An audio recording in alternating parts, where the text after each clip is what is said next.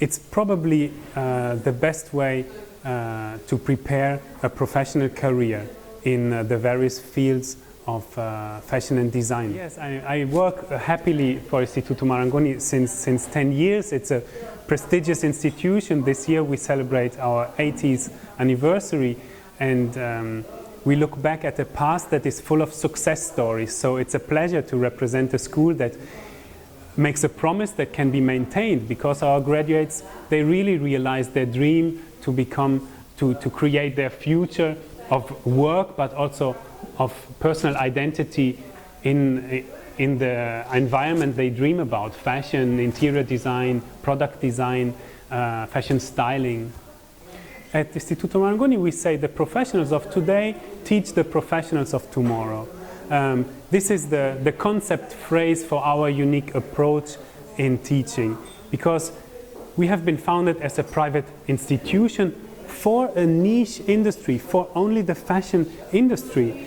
We are not a big university, we are a small reality, and the professionals teach to our students, not academic ivory tower that is far away from the work-life reality. No, students get in touch with companies, they are treated like professionals, they only learn what they need to develop their career. They should not be afraid to dream, they should not be afraid to commit to the decision for a particular education. Fashion is not something for everybody, but for those people who really want to get into this world and who are really feel this passion for lifestyle, for fashion, for design, they should choose the best school. They should choose the best education and not waste their time, but work hard, go to the place where the fashion is, to the fashion capitals of Milan, of Paris or London, and invest in their education, because this is a once-in-a-lifetime decision. I'm trying to explain through a few examples the methodology of the school where I teach history of design, history of art, and research in theory and practice. That is related with putting questions about what is design today through the possibility of rethinking, reinterpreting.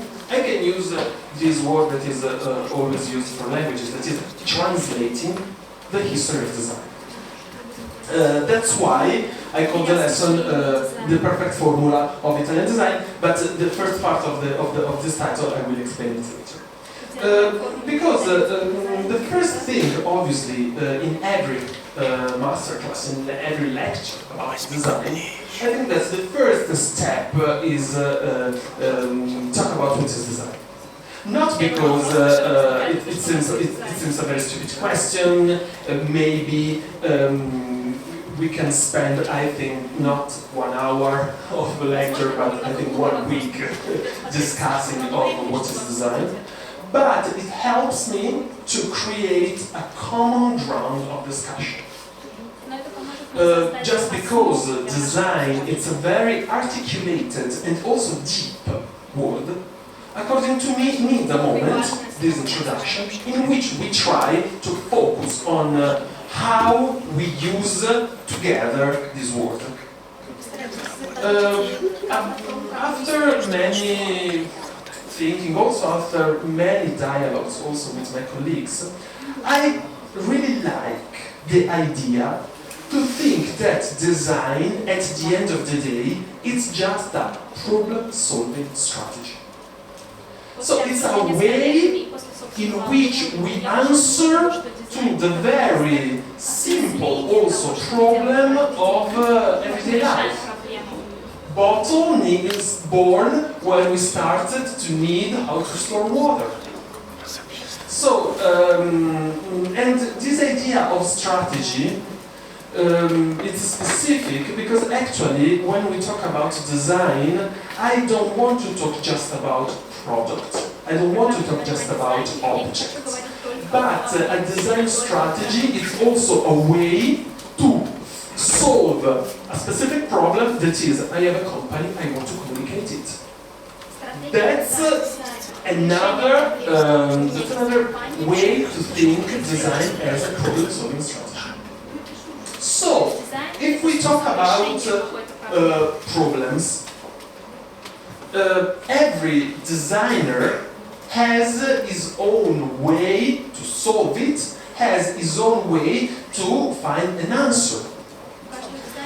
Personally, after almost 10 years of studying the specific dimension of Italian design, I think that the Italian context, and in particular the Milano context from the 50s, from the end of the Second World War, let's say that, from the economical explosion of the end of the 50s, till nowadays, has elaborated a specific formula, a specific way to answer to this problem that is the solving strategy to the problems of also from the very simple of our everyday life.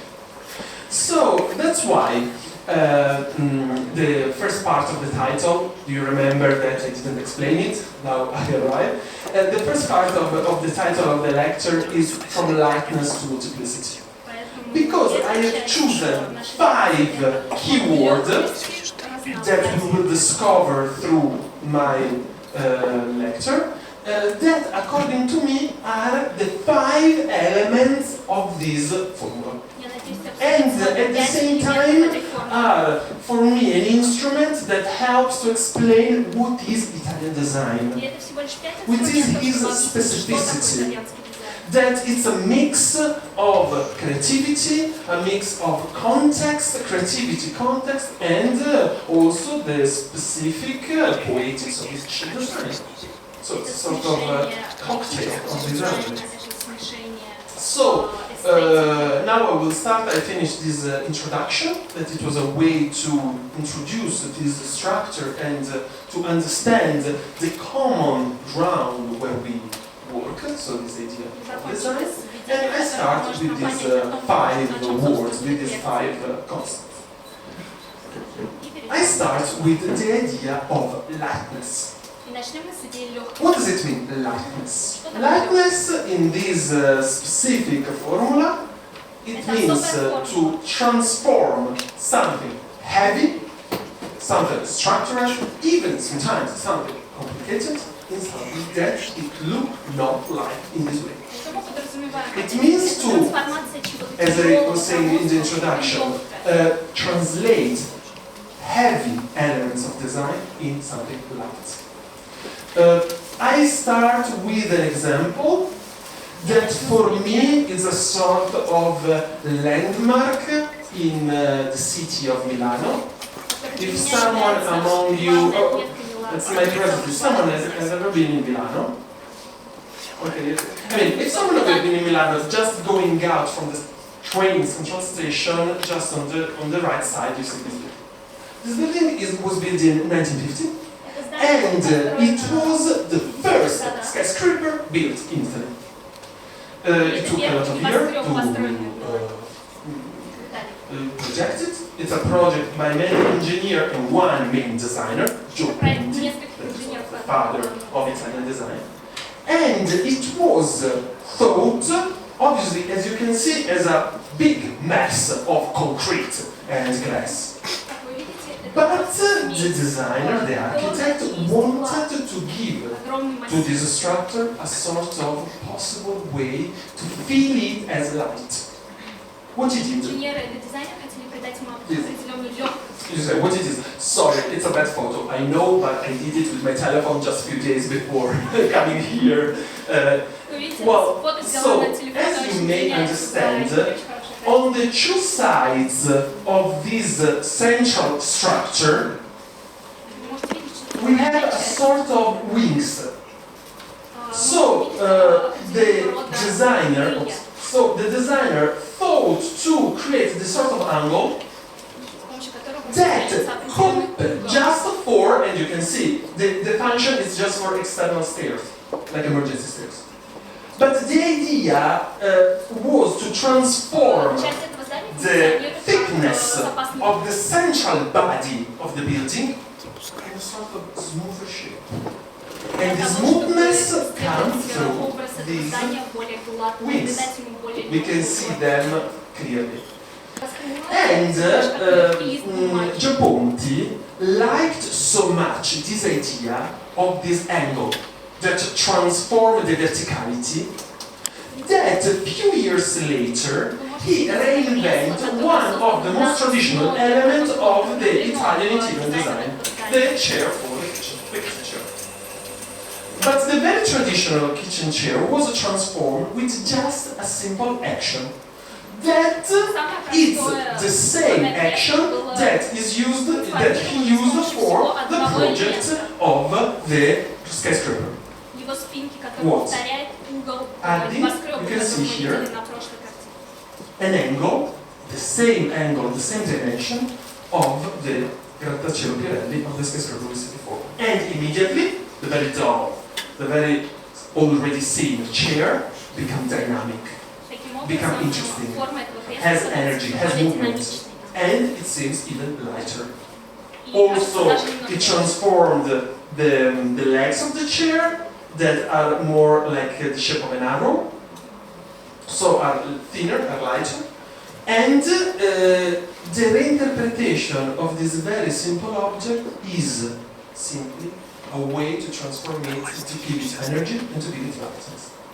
That means transform something heavy into something light. I'll give you a second example, because through all the lecture I create a sort of dialogue between historical elements and contemporary elements. I created this, it's a base by Paolo William, that actually is also a friend of mine, a contemporary Italian designer. And he reinterpreted one, of the super classic material of the tradition of Italian art history. Carrara marble. Just to explain, it is the marble that Michelangelo used for his sculpture. So it's one of the most, heavy, prestigious, historical material of the Italian tradition. But this base, how is used? How is created? Well, as you can see, the designer created a sort of rings that just put one on the other. They are not even glued. It's just the material is so heavy that it's not necessary to glue them. But at the end of the day, you can see here, or you can see even better, I think here, the perception that we have of this vase is like if it's done in paper. Like it's super light. Like it doesn't weigh like more than 10 kilos. The first time I saw it and I tried to move it, I said, oh my god, really? And that's interesting. Because it's this action of transformation transformation of the vase from this heavy object to this light perception. It's about reinterpreting traditional materials. That it means reinterpreting the history of art, and also create a sort of game, a sort of dialogue between a material of the past, like the marble, and the material of the everyday life of today, our paper. So, I think that for lightness, that's all. Let's move to the second keyword, rapidity. Rapidity, it means one specific thing. It means fast and being simple. Rapidity is about how public receive design objects. The function, how the words, how they are done, what is their purpose, must be clear, immediately. And the structure that is useful to create this should be simple. Start again with an historical example. Polka, it's a lamp by Bruno Munari. And this lamp that reminds me a lot of things, starting, I don't know, from the traditional lanterns of the countryside. It's just a tube of fabric, you know, like the nylon socks, the woman toxic nylon socks, with inside some rings, steel rings. But this simple action of using these rings of different dimension creates this sort of movement that gives this peculiar and desirable smoothness to the shape, and also the fact that through the presence and through the use of the light inside of it, when we look at this lamp, we don't understand the material. And always, when we don't understand the material, and it's a soft material, our brain wants that our hands touch it. It's really psychological perception. So it creates attraction. But the way in which the designer thought it was completely simple. And I also have to say, this object has such a success. His first production, 1962. I guarantee you that the first time you come in Milano, in every store of light design, you find it. So, the life of this object documents how it became a classic of Italian design, but why? Because it was created in this way. See, that's really, in this case, rapidity. Where does the inspiration for this object came? It's interesting because Bruno Munari, for our lecture, is quite interesting because he started to work not as a designer, but he started to work as artist in a field that here in Russia you should know very well. That is geometric abstraction. All his background come from the geometrical abstraction, and so come from the idea of pure shapes. Pure shape without any ideological connotation. Pure shape as they are. We can see this also in his painting. And this became very interesting because at the same time, after the Second World War, Bruno Munari started to translate all his heritage of abstract art in industrial shapes.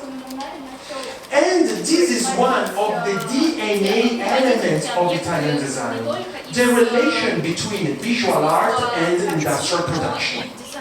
Visual art, it's not philosophy far away from the everyday life. The visual art is a bag full of tools, a bag full of elements that we use and we reinterpret for industrial production. And at the end of the day, if you think, this is an abstract sculpture. This is an abstract sculpture that becomes a design object. Because it's not only about the shape, but it's also the way in which it's produced. Just a tube of fabric, just metallic rings. So it can be very easily translated in a chain of industrial production. To translate it in the contemporary time, I choose these images that at the end of this could be strange. Okay, I start from this image. In 2012, Giulio Iacchetti and Matteo Ragni started a project that's still going on today of redesign of the drains inside of the city. Why this is about rapidity? Because the drains do exist. But they were never considered as design surface, as a space for communication, as a visual space. So this project has a lot of implication. First of all, the idea that even the more useless or ugly elements of the city can be helpful to transform the perception of the public space. And that's a problem that design can and should be announced. And on the other side, this kind of activity really opened the way to a new way to rethink visual design. Because if you see the trend in Milano Fashion Week, but also in Milano Design Week, in many cities in Europe, in London too, you see that slowly designers started to use communication protocol to put, I don't know, prints on the floor, to sign the space that we already use in a different way. And that's totally about rapidity. I just want to add just one more very small thing. According to me, if you ask me, this project, it's not a project of product design. According to me, this is a project of visual design. And I'm very interested with the fact that we teach, in Marangoni we teach visual design and not graphic design. Which is the difference according to me? Well, graphic design, usually it's a topic that is more about all the technical tools that help to the creation of a graphic image, a visual image, brand identity. The idea of visual design is wider. It's also how, after this element is printed, goes through the people. It's about interaction, it's about life, it's about services. So, the idea of visual design is really an idea of a wider way of thinking graphic and communication. Okay, continuing faster with the idea of rapidity, we spoke about public space, let's go back to private space. Here we are a bit later, we are in the 70s, and in Italy in the 70s, what was happening? Well, actually, we started to have a bigger family. A lot of children, a lot of sons, but small flats. So usually, I mean, it happens also today, many brothers and sisters had to share their own bedroom. The problem that Bruno Munari wanted to answer is the necessity of every child to develop his own identity as person, and also to have a space that he could customize, so make its own. Okay, huge problem, big problem. Answer is rapidity. So, just a bed that has a sort of skeleton, a sort of very simple, also cheap because it was for middle class families. Metallic structure that is a sort of house around the bed that, as you can see in the second photo, every children could customize. I hope you can understand the big difference between what I say and what you see. What I say, it's a bit articulated, it's a bit abstract, there's a lot of content. What you see, it's simple. That's what I say as the Italian formula. Prologue, Giulio Iacchetti. Giulio Iacchetti take the inspiration from this in 2013 and think a private house in Again, the idea actually comes from Milano, from the beautiful parks inside of the city, comes from the dialogue between Middle Age and historical building and public park, and the idea to having a space that is at the same time a space, a personal space, a private space. Giulio Iacchetti says a space for the designer, where he can think.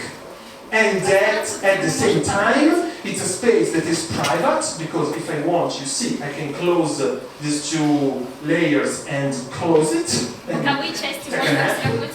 or be in relation with the space. This actually, according to me, this image opened to me another fact that is crucial. That is the fact that somehow designers always learn from the context in which they are. The action of the solving problem, as I said in the introduction, is an action that needs to be constantly in dialogue with the context. That's why the city, the place, the neighborhood where a design live and work is important as is creative process. Because obviously, in relation with the context, you give different answers because you see different problems. So starting in Milano, it doesn't seem just to go abroad in a place, but it means choose a condition of work, a condition that has a quite significant legacy that I'm showing today. Okay, let's arrive to our third word, that is exactitude.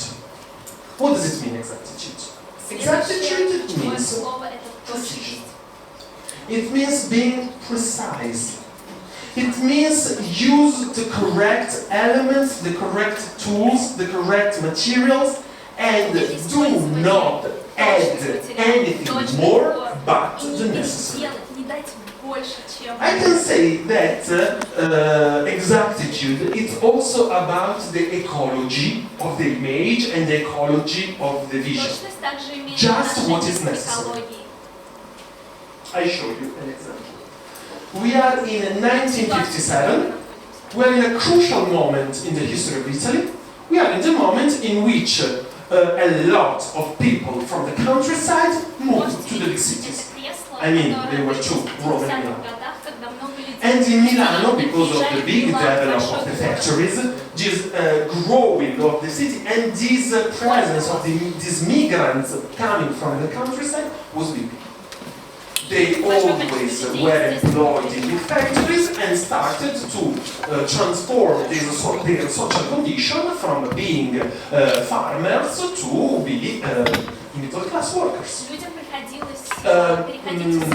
With this object, I think that Achille Castiglioni wanted to take a photo of this moment.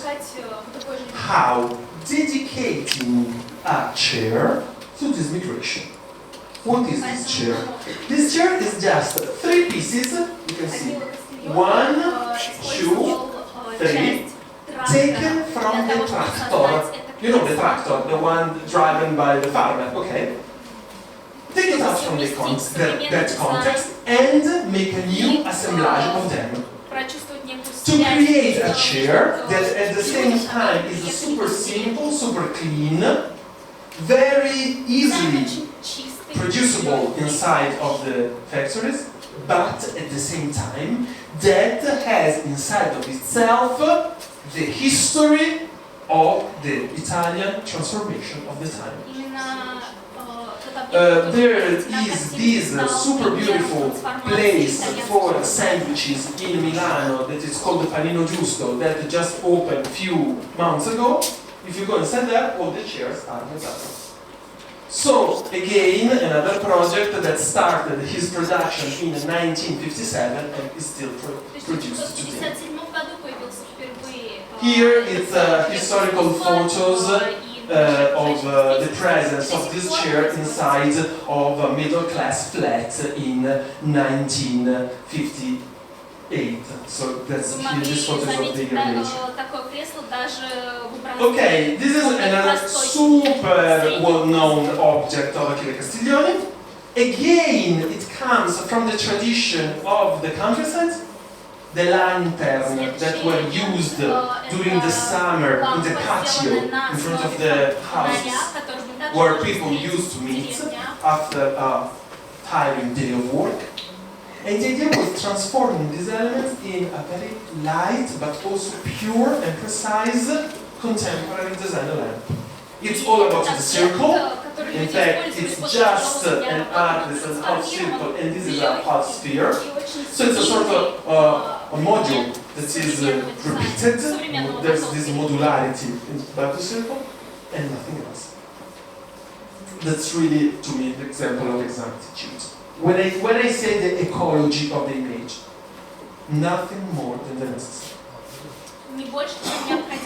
According to me, one of the strongest designers that took the legacy of Achille Castiglioni is Giulio Capellini. Giulio Capellini, now it's another of the big brands of contemporary Italian design, really embraced this idea of pure lines, pure shapes, and also what we can say the truth of material. What does it mean, the truth of materials? That if I use a particular kind of material, I show it.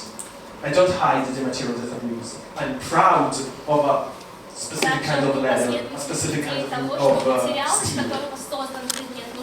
This table, Luxo 2008, show this idea of these pure shapes.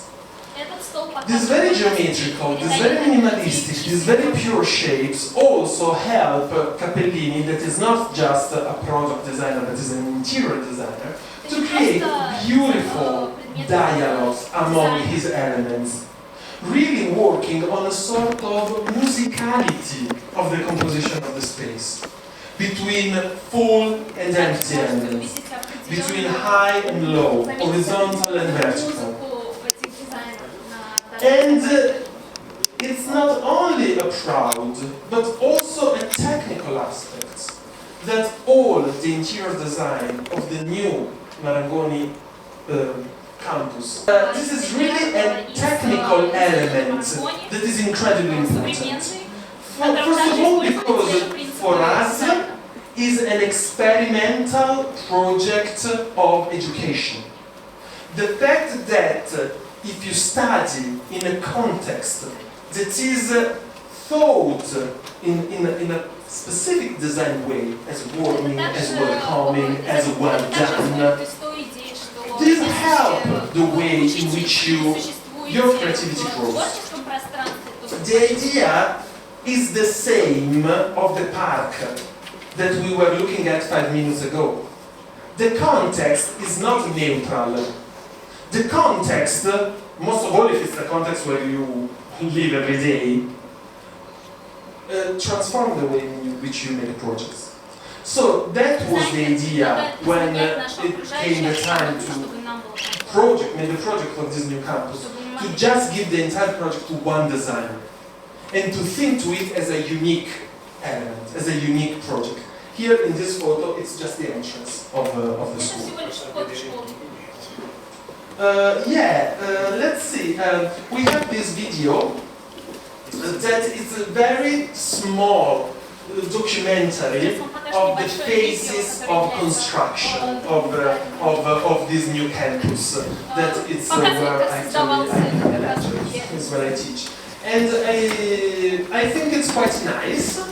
And maybe it's a sort of break during my lecture. It's just 3 minutes, and we would like to show you.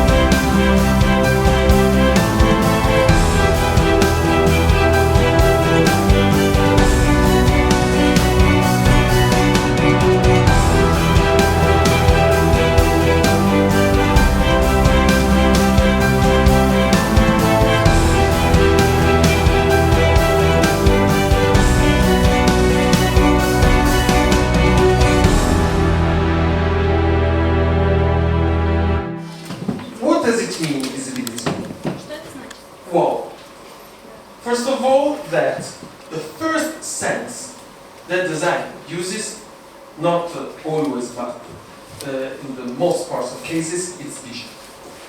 And the visibility is the ability of playing with vision. Use it for attracting, for being recognizable, for being clear, for being effective. It's about the importance of image. So to slowly and always consider it as element, part of every kind of project.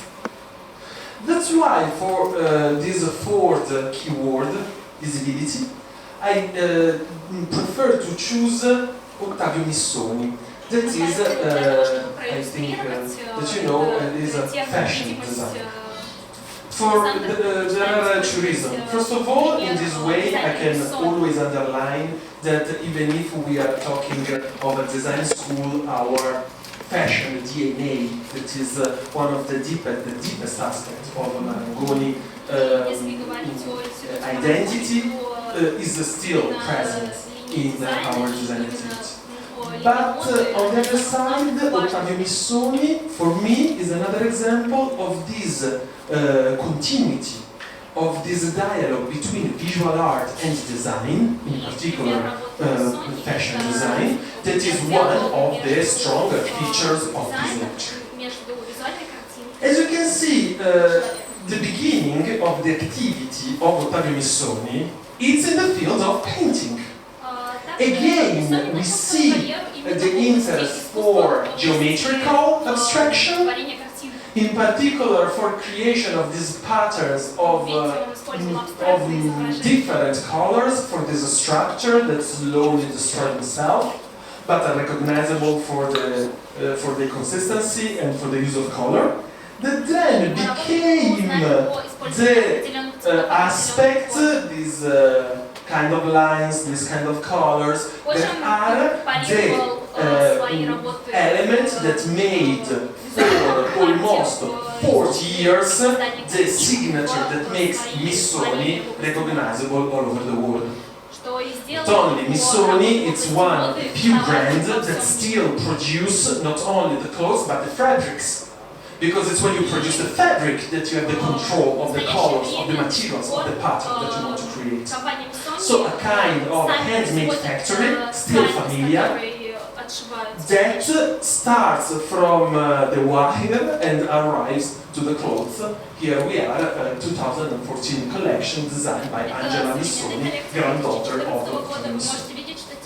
So, also the example of Missoni that I like to present also because in 2015 we are developing a project between a Museum of Contemporary Art, Istituto Marangoni and Missoni for some lecture of Luca and Angela Missoni inside of the school and for some internship.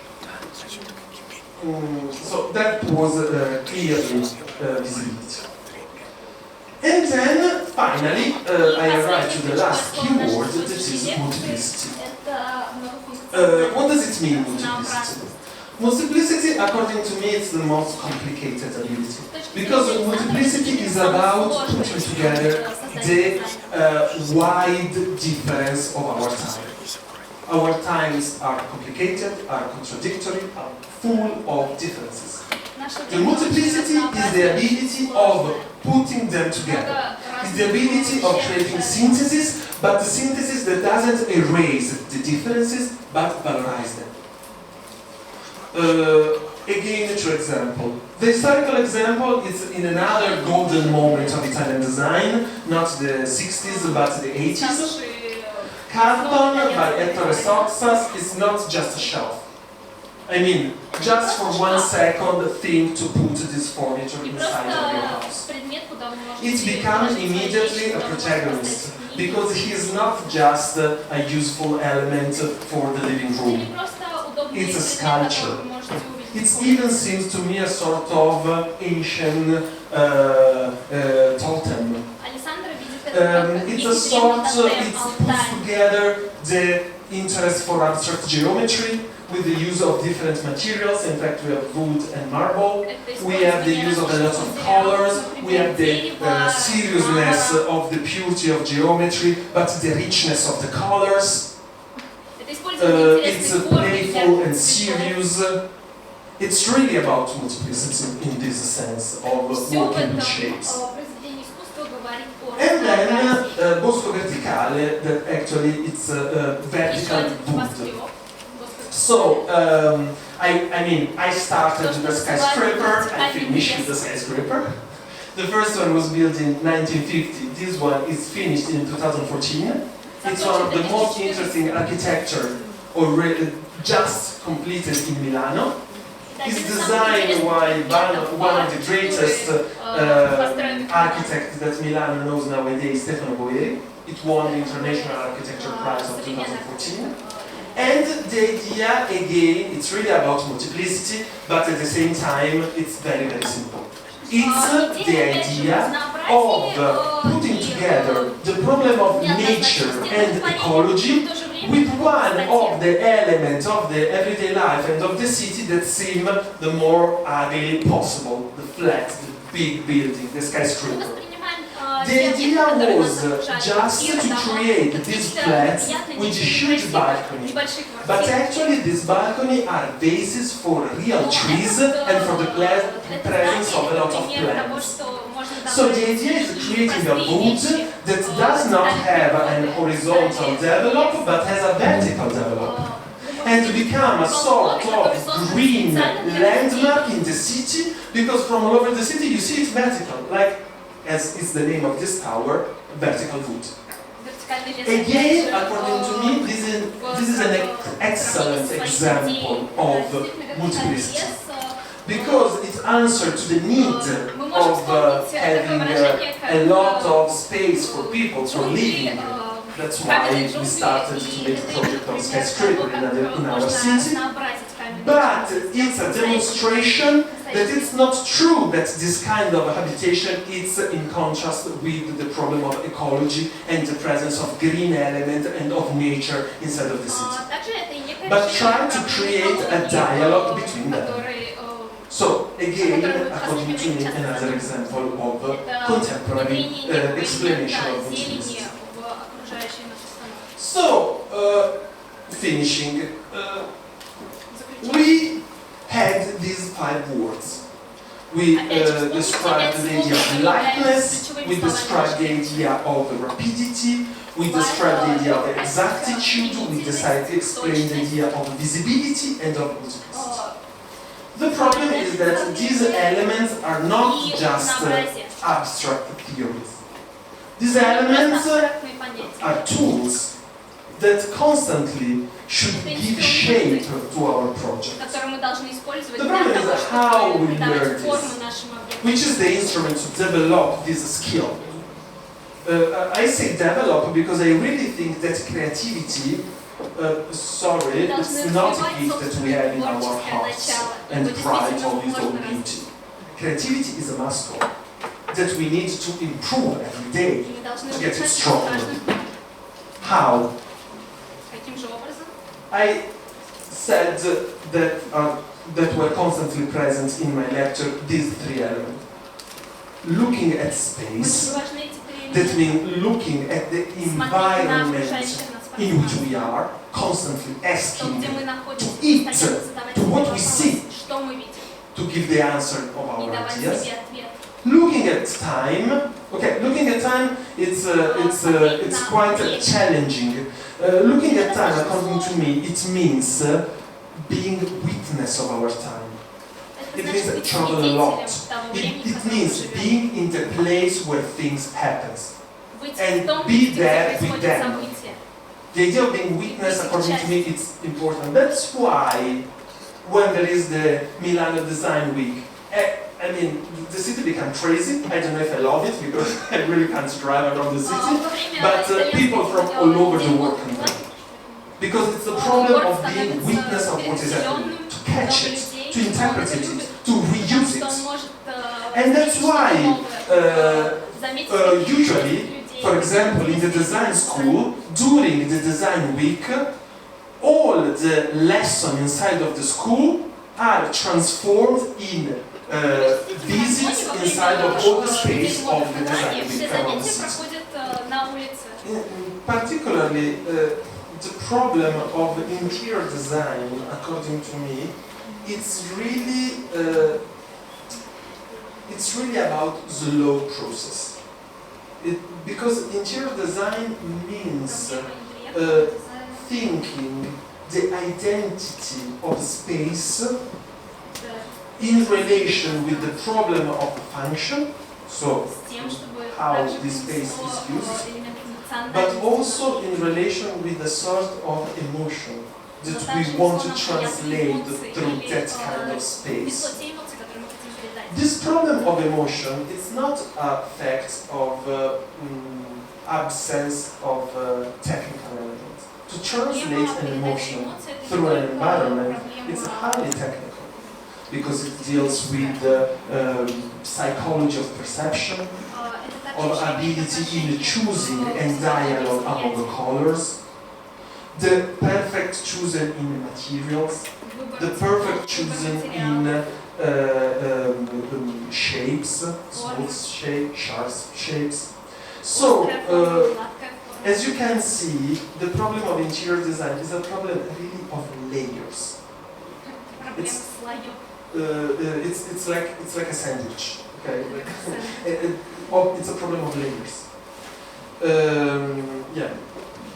Just let me add one concept which is very simple to understand that illustrates the particular approach of Marangoni as being so close to fashion when we teach interior design. If you think about your body, you have your first skin of your personal appearance. Clothes is our second skin that we use to express our mood, our identity, our lifestyle. And the spaces where we live in, the spaces where we go shopping, the spaces we use to try to sell products for hotels, these are our third skin. And the approach in interior design at Istituto Marangoni wants to enable you to create this third skin of human condition in a way that express lifestyle, that express and evocates emotion. Private space, retail space, public space. Спасибо вам большое.